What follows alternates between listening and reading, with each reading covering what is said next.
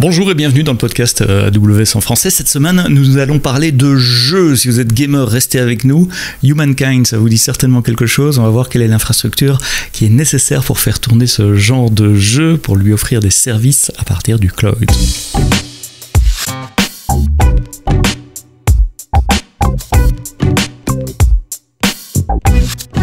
Bonjour et bienvenue, nouvel épisode du podcast AWS en français, un épisode dédié aux jeux avec Humankind et le studio Amplitude. Sylvain Petit, tu es Head of Online Services chez Amplitude, merci d'être là. Sylvain, en deux mots, Amplitude c'est quoi ? C'est un studio de jeux vidéo qui est spécialisé aujourd'hui dans les jeux de stratégie de type 4X, donc c'est des jeux en tour par tour.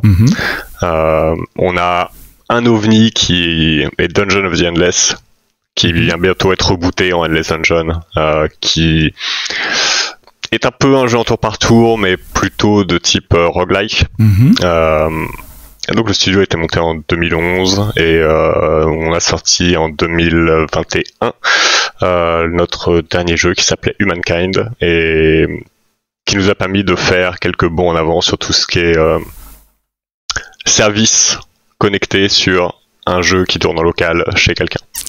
Alors ça c'est intéressant ce que tu dis. Quand tu dis studio, c'est pour moi j'imagine une bande de designers graphiques, des gens qui font les univers graphiques des jeux, etc., des développeurs. C'est vraiment la réalisation du jeu de A à Z. Il y a... En effet, maintenant, on est à peu près 120, 130. Donc, quand même, de taille très raisonnable. Et donc, on a vraiment de tous les métiers parce qu'il faut de tout pour faire un bon jeu.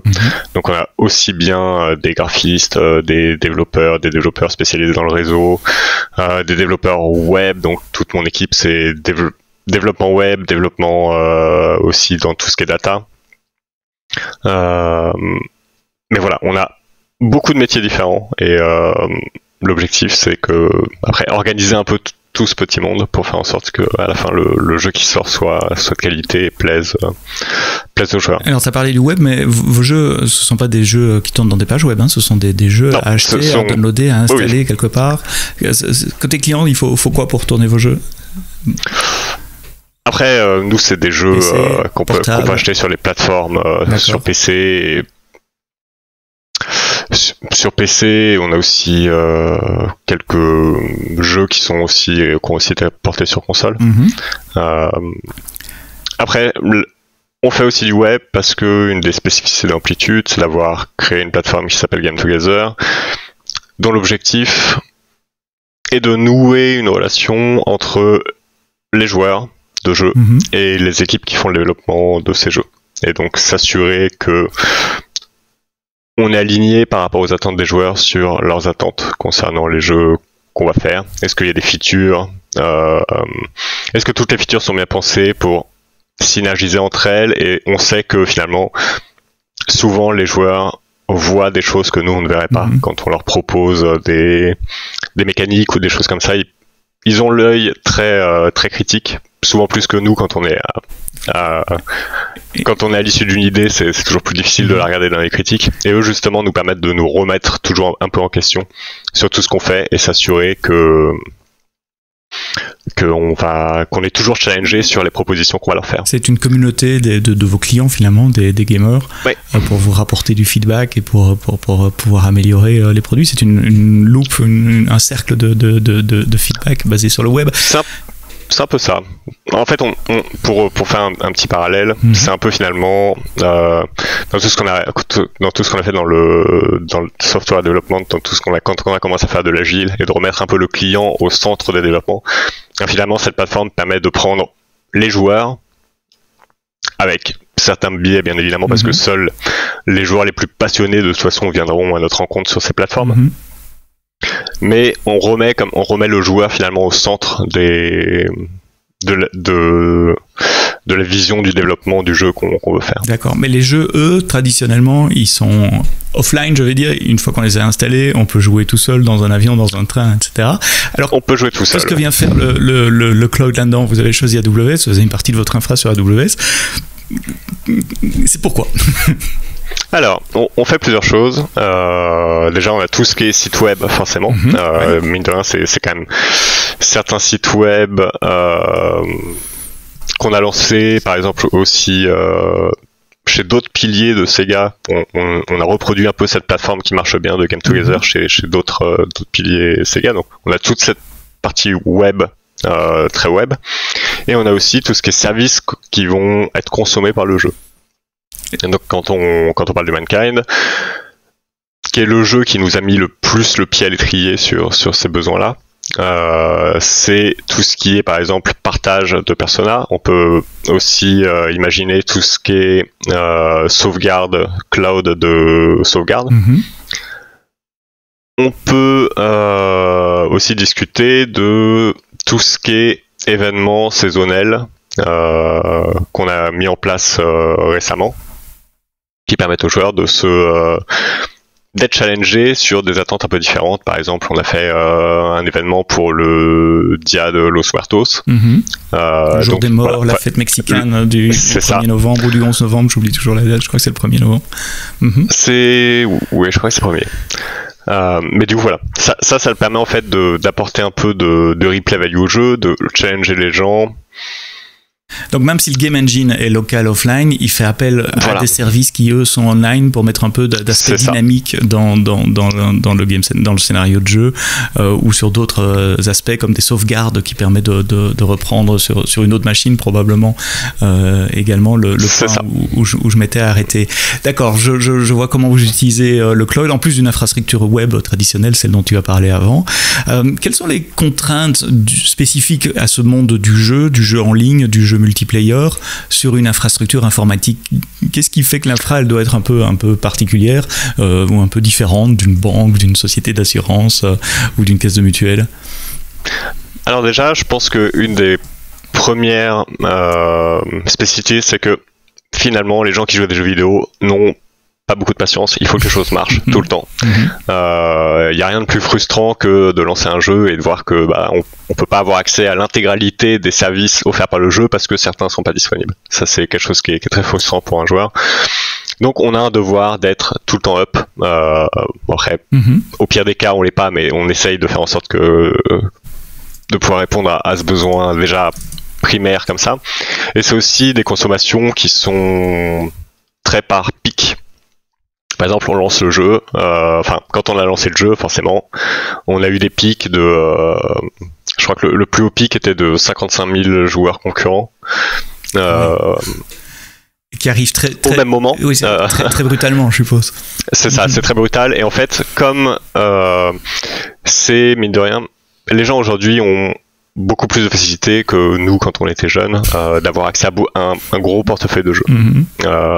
Du coup les gens changent beaucoup et finalement on s'aperçoit que les gens reviennent sur les jeux quand il y a une campagne marketing, quand il y a un nouvel événement, quand il y a quelque chose comme ça, qui fait que finalement toute notre consommation va être des gros bursts et ensuite des petits aplats et des gros bursts et des petits aplats, quoi.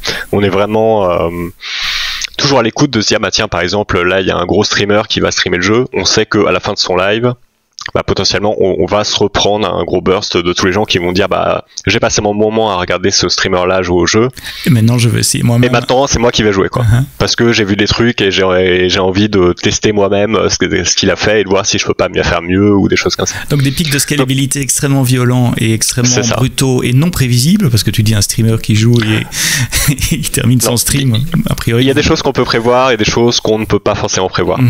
Par exemple, donc on peut prévoir quand c'est nous qui sommes à l'origine, finalement, nous, Amplitude Studio, marketing, on sait qu'on fait quelque chose, on se dit bon ok, là on va attirer beaucoup de gens, on scale up un peu tout en prévision et puis voilà. Et après il y a des fois où on s'aperçoit qu'on reçoit des mails d'alerte en disant la consommation étrange, on commence à regarder, on dit ok, qu'est-ce qui s'est passé, on s'aperçoit qu'il y a un streamer célèbre qui vient de terminer un stream et on se dit bon ok, c'est comme ça, quoi. Et dans ce cas-là on essaye, en fait, c'est là la puissance finalement de travailler un peu sur AWS, c'est qu'on a quand même la possibilité de mettre un peu d'élasticité dans le scaling pour nous, pour scale up, le temps que nous on vienne pour voir si c'est légitime ou pas de scale up à ce moment-là, quoi. Alors, attends, et peut-être d'augmenter les. Je voudrais creuser ce point-là parce que là tu m'intrigues.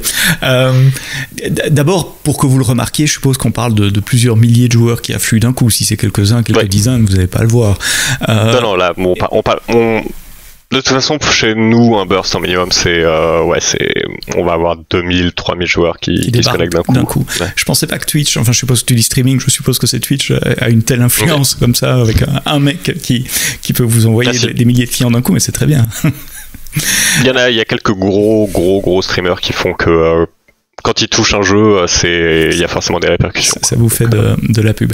Et alors ceux qui écoutent le podcast AWS le savent bien, on parle souvent de l'autoscaling qui est un des plus vieux services disponibles sur AWS juste après EC2 qui permet justement de monter en charge en fonction de métriques, mais souvent les clients que j'interviewe comme toi me disent l'autoscaling c'est bien mais c'est lent parce qu'il faut déjà 5 minutes avant que la métrique soit déclenchée, il faut encore 5-10 minutes avant que l'alarme soit déclenchée, puis il faut scaler, c'est-à-dire il faut booter des machines, ça prend du temps à démarrer des machines en fonction de l'OS, puis il n'y a pas que l'OS, il y a tout ce que vous allez mettre, tout ce que vous avez démarré après, les enregistrer auprès d'un load balancer, attendre que le health check passe, et j'ai certainement oublié encore 1 ou 2 étapes. Donc il faut typiquement un quart d'heure, une demi-heure pour scaler. Donc comment ça marche chez vous quand vous avez des pics comme ça? Alors chez nous, en fait, déjà on a une infrastructure qui est basée sur du container. Pour tout ce qui est service de jeu, c'est du container, c'est des programmes qui ont été développés en Rust. Donc on a vraiment finalement des containers qui démarre très rapidement, il n'y a rien dessus à part juste l'exécutable. L'exécutable se lance et c'est du Rust, donc ça se lance assez rapidement, mine de rien. Donc en fait, sur toutes les parties qu'on pouvait optimiser, sur tout ce qui est consommation, couche d'application, et temps de démarrage en fait, finalement, je pense que là, c'est difficile de faire mieux. Et c'est un choix conscient de technologie que vous avez fait dès le départ pour pouvoir scaler, ou c'est un side effect, un happy bénéfice tout d'un coup d'avoir choisi en fait, ça? c'est un choix conscient. Au début, on avait regardé un peu les différentes options qui s'offrent à nous. Et par exemple, les lambda, c'est bien quand il y a une consommation régulière, mais pour une consommation qui a beaucoup de pics comme ce qu'on a et des fois des gros creux, on sait que c'est pas forcément le plus optimal en termes de temps de réponse. Du coup, c'est le temps, juste pour clarifier ce que tu dis, c'est le temps de ce qu'on appelle le cold start, quand il y a un démarrage d'une nouvelle instance, d'un nouveau container de fonction lambda à froid, ça peut prendre un peu plus de temps que si le container est déjà démarré, et donc ça vous convient pas. Et donc du coup, c'est ça. Donc du coup, on s'est dit j'avais l'expérience par le passé des containers et je savais que c'était quelque chose qui scalait quand même bien si on faisait pas si on n'essayait pas de mettre des gros monolithes sur un container, quoi, qu'on avait vraiment un petit service qui faisait juste le boulot nécessaire. Donc on a commencé à regarder ce qui était proposé sur AWS. EKS, on a laissé tomber parce qu'on est une équipe de dev qui nous occupons de l'infra, donc il est hors de question qu'on fasse du Kubernetes sans DevOps musclé pour... voilà. Trop compliqué, quoi. C'est trop compliqué. Du coup, on est passé sur ECS avec Fargate qui nous permet de... Voilà. Nous, on est dev, on veut pas s'occuper de tout ce qui est, tout ce qui est infrastructure, etc. On veut se dire, ok, je veux configurer le moins possible pour avoir mon soft qui tourne dans les paramètres que j'ai indiqués. Donc, c'est un container que j'ai mis sur OCR et puis après, on a juste à régler finalement l'autoscaling, mais l'autoscaling, pour un dev qui a un peu l'habitude de regarder les métriques qui se passent un peu en prod, c'est facile. Tu dis on scale des containers qui démarrent rapidement, mais il n'y a pas de magie. Ces containers, ils tournent sur des instances EC2, donc il faut qu'il y en ait quand même suffisamment, donc il faut qu'elles-mêmes démarrent, etc. Alors tu as dit que tu déployais sur Fargate. Pour ceux qui ne connaissent pas Fargate, c'est un mode de déploiement de CS. ECS, c'est l'orchestrateur de containers made in Amazon qui a quelques années, et Fargate, c'est un mode de déploiement qui permet de déployer sur des instances EC2 que vous ne gérez pas, c'est-à-dire c'est AWS qui les gère, vous ne les voyez pas apparaître dans votre console EC2. En gros, c'est du serverless pour les containers. On dit juste j'ai besoin de 10 instances de ce container et Fargate va se débrouiller pour démarrer des instances EC2. Mais Fargate, il a besoin du temps pour réagir également, non? Vous le sentez, vous le mesurez, vous l'anticipez? Il a besoin de temps. En fait, ce qu'on a fait, c'est que du coup, dans tout ce qui est configuration d'autoscaling, on considère que aujourd'hui, en moyenne, un container peut s'occuper de 1000 clients. tel qu'on a fait le service. Ça, vous l'avez observé parce que vous connaissez votre application, voilà. C'est votre baseline. On a fait des tests de montée en charge, on s'est aperçu que voilà, après 1000 clients, globalement, on commençait à être dans les limites qu'on voulait pas atteindre. En termes de latence.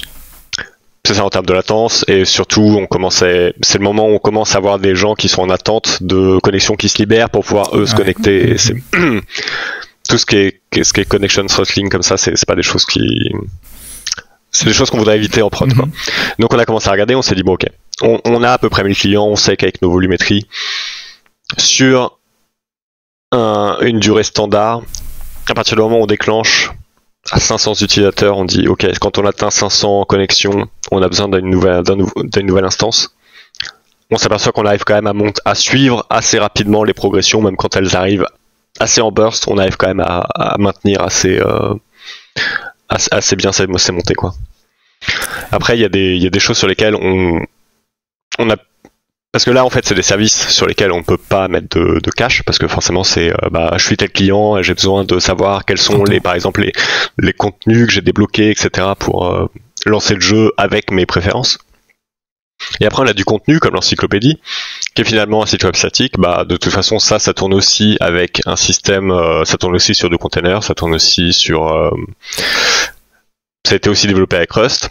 Mais en fait, devant tout ça, on a mis un CloudFront et puis on n'a plus à s'en occuper, quoi. CloudFront, c'est le Content Distribution Delivery Network, donc il va faire un cache en bordure de réseau, de manière à ce que toutes les connexions clients n'arrivent pas sur votre infra.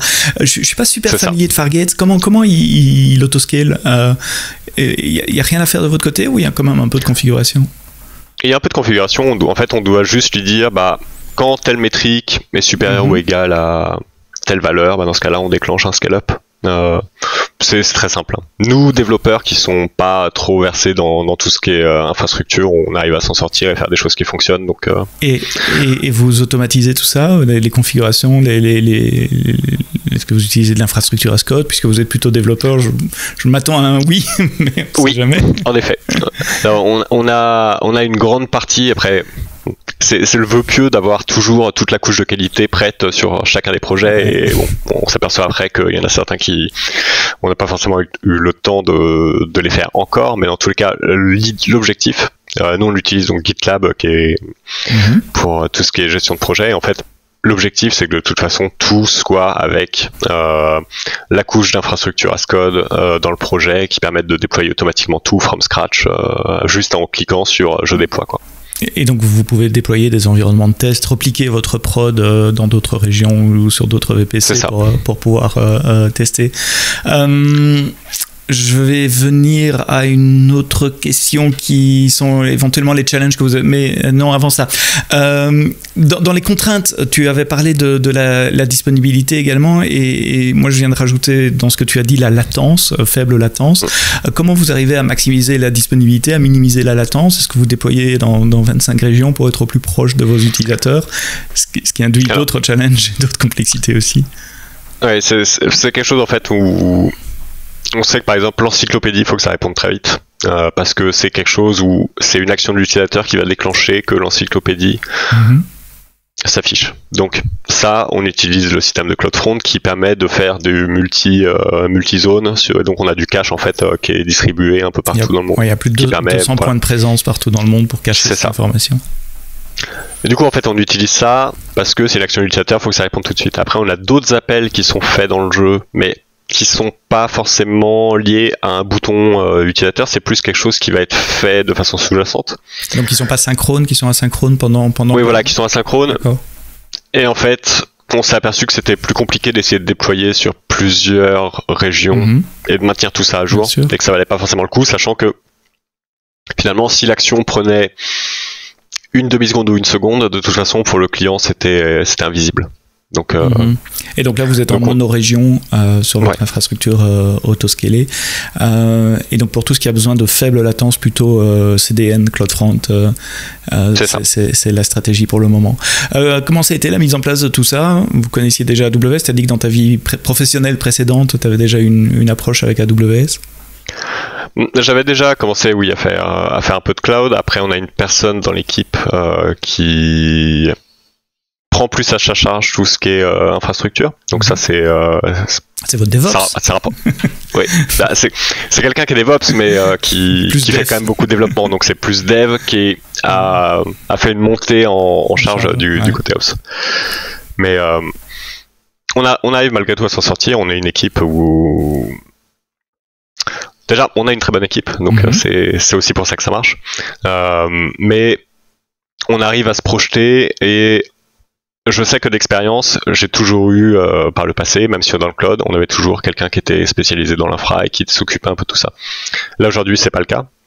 C'est quelqu'un qu'on cherche, mais qu'on a un peu de mal à trouver. Vous engagez pour le moment, c'est le message. C'est ça. D'accord, je mettrai le lien dans les notes du podcast vers votre site web. Mais donc en fait, oui, quand on est que dev, on n'aborde pas finalement la partie cloud de la même façon parce que il y a des choses qu'on ne s'autorise pas à faire, on va pas avoir la même approche. Par exemple, on va prendre des choses qui vont potentiellement coûter un peu plus cher, mais qui vont demander moins de configuration et qui seront avec tous les services intégrés sans qu'on ait d'installation à faire nous-mêmes ou de maintenance. Parce que finalement, l'installation en soi c'est quelque chose, mais ce qui coûte cher quand on est une équipe de dev et personne pour s'occuper de l'infrastructure, c'est tout ce qui est maintenance.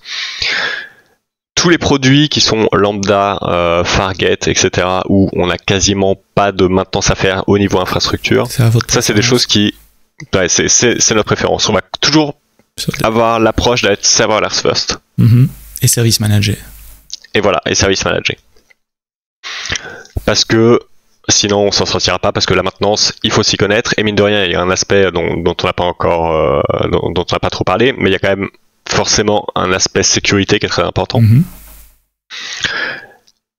Et si nous on installe nous-mêmes des serveurs ou des bases de données ou des choses, ils seront pas mis au carré en fonction de la sécurité. Ce sera pas forcément aussi carré que les choses faites industriellement de votre côté, et au moins là on sait que on n'aura pas installé un mauvais package ou quelque chose qui fait qu'on a une faille de sécurité énorme et que potentiellement les données peuvent leak à travers la terre entière, quoi. Oui, c'est la valeur ajoutée des services managés, c'est nous qui nous occupons de l'infra et pas vous n'avez rien à installer, à patcher, à sécuriser.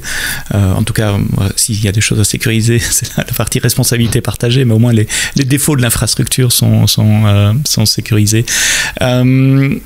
Comment vous scriptez vos déploiements et votre infra, Terraform, CDK Donc nous on utilise CloudFormation pour tout ce qui est infrastructure as code, et on va utiliser en fait tout simplement les GitLab runners, et en fait c'est eux qui vont faire tourner dans les pipelines directement sur GitLab. Avec un GitLab hosté chez GitLab ou un GitLab open source? GitLab hosté chez AWS. D'accord, c'est vous qui déployez votre GitLab sur votre infrastructure.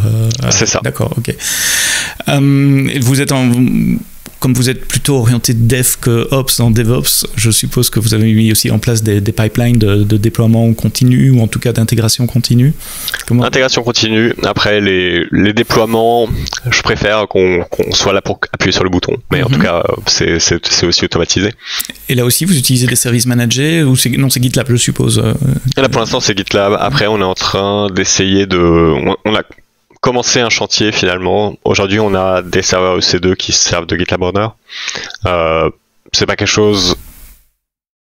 Je trouve que c'est pas forcément quelque chose de très périn. Du coup, on est en train de regarder pour justement faire tourner tous les scripts de build sur des containers ECS Fargate. Et donc a priori il y a une solution qui permet d'avoir finalement un tout petit EC2 qui va servir d'orchestrateur et qui va ensuite lancer des tâches sur des containers sur ECS et Fargate. Donc on est en train aussi de revoir un peu tout ce pipeline parce que l'équipe a beaucoup grossi. Quand je suis arrivé on était 4, maintenant on est 10. Du coup, forcément, il faut aussi scale up tout ce qui est partie CI/CD. Et donc, on a aussi tout ce chantier en fait de revoir toute la Software Factory et commencer à lui permettre de mieux passer avec maintenant potentiellement 10 personnes qui vont lancer des builds en même temps, quoi. C'est intéressant cette histoire sous l'angle, nous sommes une équipe de dev et voilà, on doit faire un peu d'opération parce qu'on n'a pas le choix, on doit déployer, mais c'est nous qui le faisons, ce sont des devs. Il y a dû forcément y avoir des mauvaises surprises au moment parce qu'on ne devient pas ops ou système admin, même si ce sont des services managés du jour au lendemain. Si tu as une histoire de guerre à raconter, un retour d'expérience des tranchées, une mauvaise nuit. Alors, Il est déjà arrivé, oui. Enfin, j'ai un exemple qui était quand on a. C'était pendant un événement comme les Game Awards, des choses avec plusieurs centaines de milliers de spectateurs, où on annonçait qu'on pouvait commencer à jouer à une démo du jeu avant que le jeu sorte. Et donc, on avait une API sur le site web qui devait répondre au truc. Et en fait, quand ça scale up, ça marchait plus parce qu'il y avait un package qui avait été déprécié du côté AWS et on n'avait juste pas fait attention, c'était un package Python.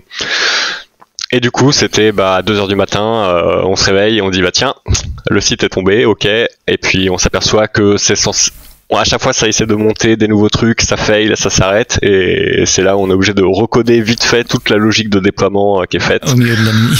Au milieu de la nuit, avec une grosse tasse de café et des yeux bien ouverts. Et du coup, voilà, on a eu 30 minutes d'interruption de service, c'était pas... Après, ce qui est rassurant aussi, c'est qu'on fait du jeu vidéo, quoi. Donc, au pire, ça marche pas, si on arrive à corriger rapidement, c'est quand même pas mal. Ouais, bon, enfin, il y a quand même une question d'image auprès de votre communauté, etc. Et puis 30 minutes, c'est pas mal pour avoir réagi en pleine nuit, heure européenne, comme tu dis, avec café et les yeux chargés. Ça m'amène une dernière question avant de parler peut-être du futur.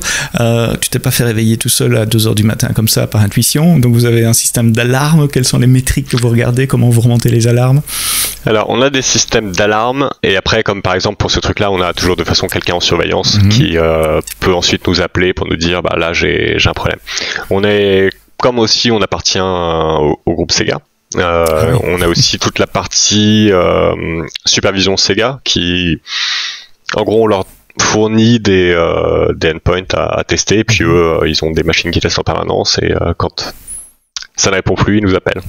Donc, mine de rien, ça rajoute quand même ou au contraire un stress, non, mais ça rapporte quand même une certaine sérénité de se dire donc personne n'a été appelé, c'est que tout se passe bien. Ça se passe donc, pour le moment. C'est ça le plus dur en fait quand on fait de la supervision. C'est au début on avait commencé à mettre des alertes nous-mêmes et on s'est aperçu que on avait du mal à trouver le bon seuil de métrique. Le bon curseur.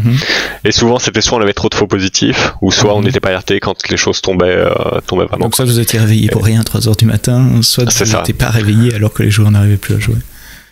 Et comment vous avez sorti de ça? Comment de l'expérience. En fait, on s'est aperçu, il y a quelque chose en fait qui quand on a trop d'alertes, c'est mauvais aussi parce que finalement, trop d'alertes, on la regarde plus et du coup, la vraie alerte, on la verra pas.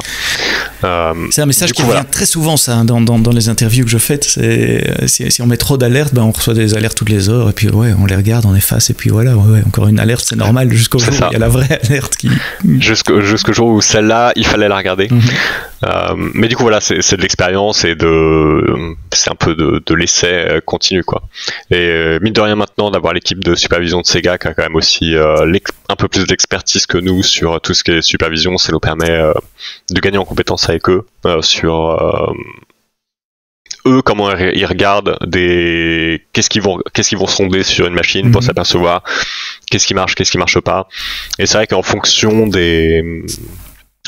finalement de ce que fait le service hébergé sur la machine, on va pas du tout regarder les mêmes choses, et ça c'est quelque chose que nous en tant que dev on va dire on regarde la RAM, le CPU et les connexions et basta quoi. Alors qu'en fait il y a d'autres choses plus importantes à regarder. Tu peux donner fonction de des exemples si c'est pas confidentiel? En fait j'en ai pas beaucoup en tête. Mais globalement, je sais que au début, il y avait beaucoup de choses où on regardait la RAM pour un service qui en fait ne consommait quasiment rien parce que le service faisait pas grand chose, mais il faisait quand même quelque chose d'intéressant, mais ça consommait peu. Et du coup, en fait, c'était les connexions TCP qui, au bout d'un moment, on était en attrition de connexion et c'était impossible de se connecter à la machine, alors que si on regardait la RAM et le CPU, tout allait bien. C'est correct, quoi. c'est juste que ça pouvait gérer trop de connexions par rapport à le nombre de connexions possibles sur cette machine, quoi. D'où l'importance aussi de développer des agents spécifiques, parce que de tête, l'agent CloudWatch, il mesure pas le nombre de connexions TCP, à moins que ça ait changé récemment. Donc c'est le développement que vous devez faire. Il y a moyen, je crois. Ok, d'accord. Maintenant que vous êtes armé de cette expérience d'avoir développé, déployé et de maintenir Humankind, comment tu vois le futur de votre utilisation du cloud, le futur de votre infrastructure cloud? Alors, déjà, je pense qu'il y a une grande partie qui va être le déploiement du Game Together en tant que produit cross-studio qui permet en fait à des studios de jeux vidéo de se mettre en contact avec leurs utilisateurs et de permettre à leurs utilisateurs de remonter des informations intéressantes et triées et valoriser auprès des studios. Donc déjà ça c'est quand même un sacré chantier. Ce que vous avez fait pour vous voulez le vendre en marque blanche à d'autres studios? Sachant que oui, on l'a déjà fait pour Relic Entertainment, pour Company of Heroes. Et donc il y a voilà. Là vous changez de métier du coup parce que ça devient un métier de software as a service, d'éditeur logiciel. Donc il y a quand même ça qui est quand même un gros travail qui demande quand même beaucoup de qualité, d'empaquetage pour faire des belles choses. Et c'est aussi une partie où on est un peu en tant à la fois software service et aussi à la fois un peu agence parce que les gens veulent pas la plateforme telle que nous on la voit, ils vont vouloir un peu des modifications, des customisations, des choses comme ça. Donc il y a aussi ce petit travail un peu d'agence à faire pour refaire un peu les peintures et la façade pour que ça leur plaise. Il faudrait les déployer, les maintenir en isolation les uns des autres, etc. Donc ouais, ça c'est vraiment un nouveau métier. Et puis au niveau des jeux. Et puis après au niveau des jeux, donc Humankind, on a encore de grandes ambitions de toute façon pour le jeu. On a chez Amplitude l'idée que de toute façon, quand on lance le jeu, l'aventure commence, en quelque sorte. Parce que c'est là qu'on va commencer c'est là qu'on va finalement voir le produit utilisé par les joueurs, regarder un peu comment les gens l'utilisent, et c'est là qu'on va commencer finalement à le maintenir et à le supporter. Du coup, on a toujours plus d'événements, toujours apporter en fait plus de services, plus de contenu à nos joueurs sur ce jeu. Et après, bien sûr, on est en train aussi de réfléchir à qu'est-ce qu'on va pouvoir faire sur les prochains jeux développés chez Amplitude. Donc, comme par exemple Endless Dungeon, qui est le prochain jeu après Humankind, qui est du coup plus un jeu roguelike et qui va forcément un peu nous re-challenger sur qu'est-ce qu'on peut, nous, en tant qu'équipe online, apporter en plus aux joueurs sur un jeu comme ça, quoi. Donc je me posais une question pure business ou d'organisation. D'où vient la demande d'être online? Ce sont vos clients, ce sont les concepteurs de jeux, les créatifs qui jouent les jeux, c'est vous, les équipes de dev, en disant vous savez, il serait cool, on pourrait faire ça et ça. D'où vient le besoin? Alors en fait, chez Amplitude, Amplitude, c'est le premier studio de jeux vidéo dans lequel je travaille, donc avant je travaillais dans complètement autre chose, donc je ne saurais pas dire si ça marche ailleurs, pareil dans l'industrie ou pas. Mais en tout cas, c'est un endroit où il est très valorisé de pouvoir donner des idées, peu importe dans quoi on travaille. Si on voit quelque chose qui passe et on se dit tiens, j'ai une idée là-dessus, on peut la donner. Et en fait, c'est un peu comme ça que naît un peu le besoin l'idée de se dire finalement on joue à on fait des jeux qui sont majoritairement solo, mais avec l'online on peut casser un peu cette solitude qui s'installe dans le jeu. Et donc voilà, c'est un peu cette idée là qui est mettre derrière. Et du coup en fait c'est par exemple quelqu'un du marketing qui va dire tiens, moi je trouverais ça cool de pouvoir avoir mon persona. Donc le persona c'est une représentation du joueur, et pouvoir l'exporter et que quelqu'un puisse le télécharger et jouer contre lui. Donc voilà, ça par exemple on s'est dit ouais, c'est une bonne idée, on peut le faire, hop, et puis go. D'accord, donc les idées viennent de partout c'est ça. Dans la société. Donc Humankind, si vous ne connaissez pas, essayez-le ce week-end, par exemple, juste après avoir écouté le podcast. Sylvain Petit, merci d'avoir parlé d'Amplitude et de vos challenges de dev qui déployaient l'infrastructure sur des containers avec du Rust. Ça fait plaisir d'entendre qu'il y a du Rust en production dans les jeux aussi.